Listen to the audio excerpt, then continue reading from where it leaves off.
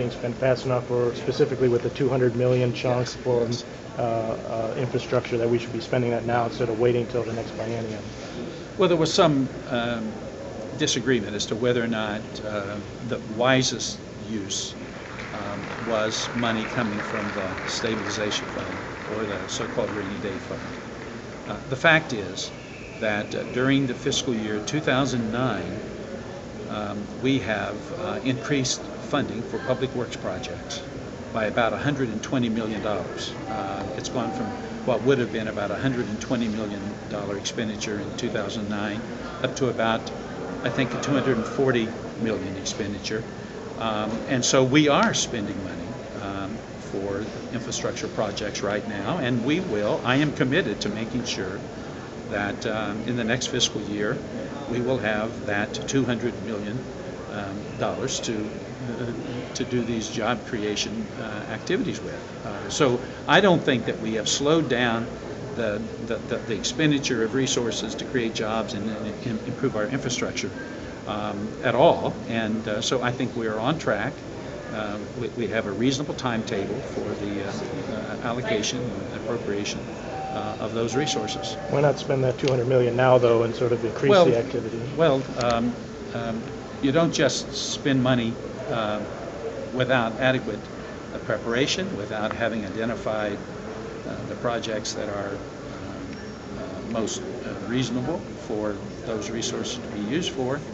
And I believe that we had an agreement regarding the timetable for how those resources would be allocated, and I think we are absolutely observing that timetable, and that we are using resources as they are needed. When you're talking about using significant sums of money for very specific purposes, if you recall, the stimulus package was designed to use resources in very targeted ways, and we're trying to use those resources in those ways. And like I say, going from 120 million to about 240 million in one fiscal year, I think is a very meaningful and significant addition to the expenditure. And we will spend more in the next fiscal year.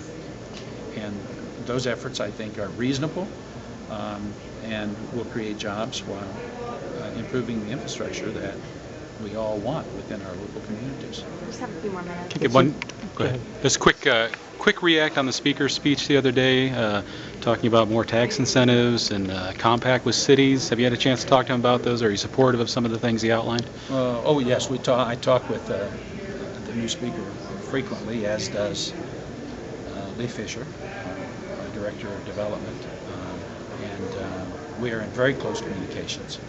And I think there is general agreement. The questions that we are facing right now is what can be done with the resources we have, given the financial challenges that we have in the midst of a recession.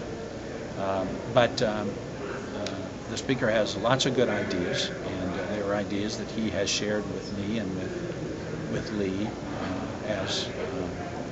as we are working together now to try to craft a budget that I will submit within a few weeks.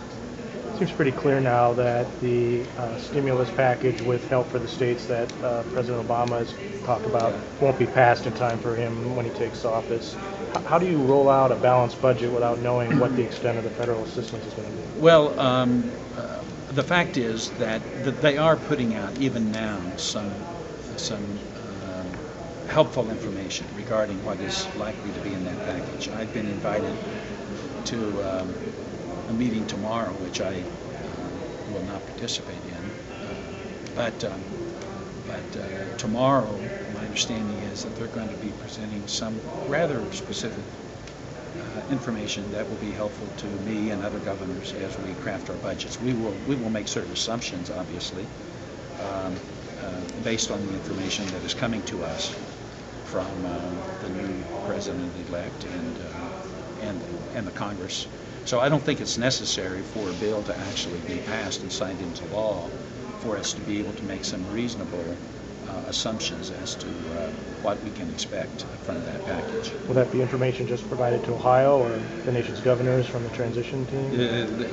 It'll be widely disseminated information, but I mean, nearly every governor is dealing with what we're dealing with here in Ohio, and that's trying to craft a budget for the next 2-year period of time, and to do it. Some states are required to do it by the end of January. Here in Ohio, it's the early part of February, the early days of February. But I think there's a recognition in Washington that governors are facing those circumstances, and that's why I believe there will be, although a bill may not be passed, I think there will be rather specific information that will enable us to make the assumptions that will enable us to deal with the budget matters. You ordered a